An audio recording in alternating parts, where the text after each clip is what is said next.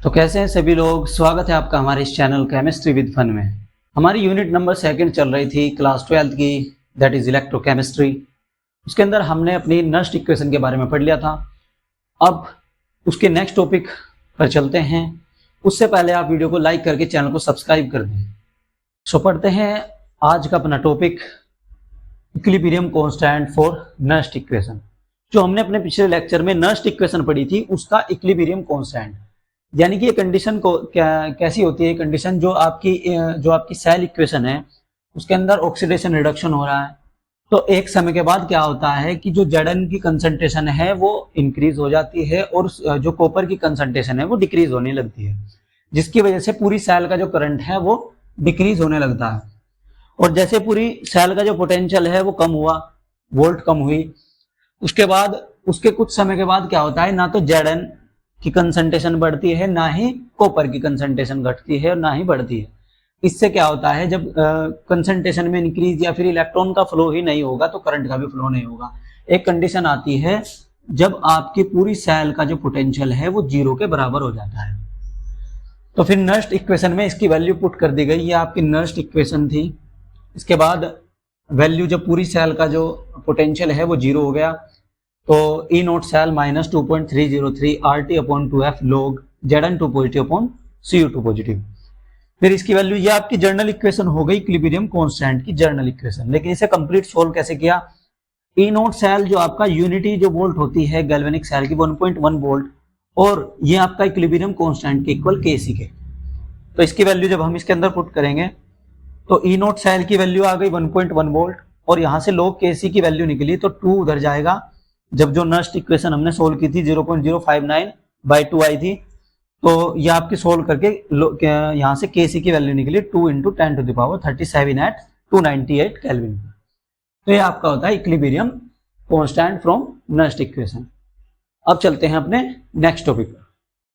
तो अब हम पढ़ेंगे इलेक्ट्रिकल कंडक्टेंस क्या होता है।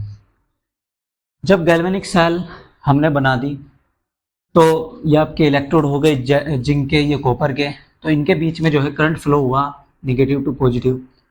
तो ये करंट जब फ्लो हुआ तो मेटेलिक वायर से करंट फ्लो होगा, कंडक्टर से फ्लो होगा। तो कुछ जो प्रॉपर्टी हैं जो उस करंट को इफेक्ट करती हैं, और वो कुछ जो प्रॉपर्टी आपकी करंट की फ्लो होने की है वो किस पर डिपेंड करता है, एरिया पर, कंडक्टर के लेंथ पर। ये सब चीज़ हम इसके बारे में पढ़ेंगे, दैट इज कंडक्टेंस।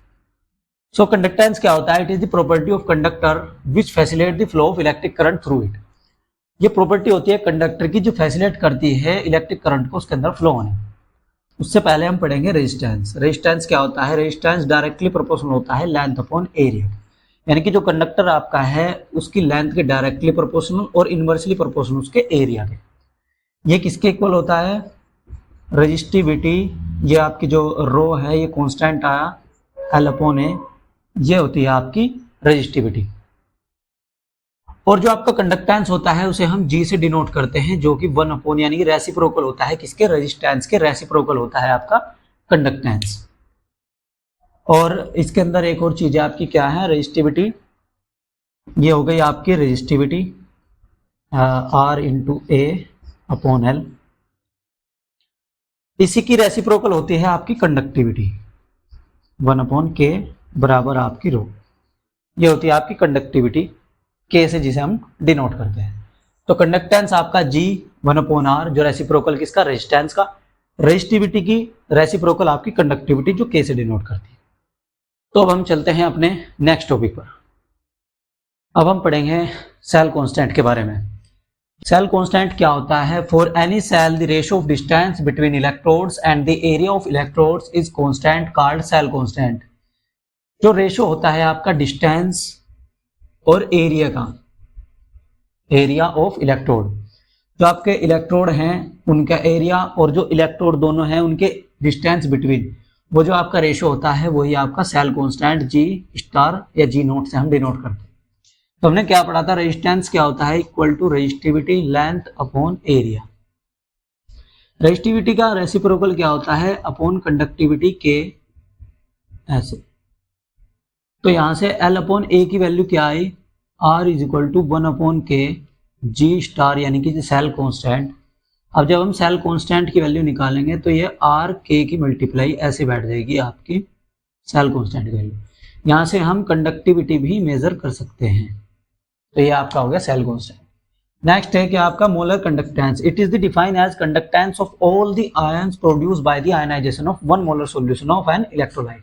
किसी भी इलेक्ट्रोलाइट का जब 1 मोलर सॉल्यूशन के इलेक्ट्रोलाइट का आयनाइजेशन होकर जो आयन प्रोड्यूस हो रहे हैं उनका जो कंडक्टेंस हम डिफाइन करते हैं वो मोलर कंडक्टेंस होता है, जो कि आपका होता है delta M is equal to 1000 multiply resistivity upon molar concentration of पूरे सॉल्यूशन की जितनी मोलर कंसंट्रेशन। ये आपका हो गया मोलर कंडक्टेंस। तो जो बाकी बचे टॉपिक हैं वो हम अपने नेक्स्ट लेक्चर में पढ़ेंगे। आज के लिए सिर्फ इतना ही। वीडियो को लाइक करें, चैनल को सब्सक्राइब करें और शेयर करें।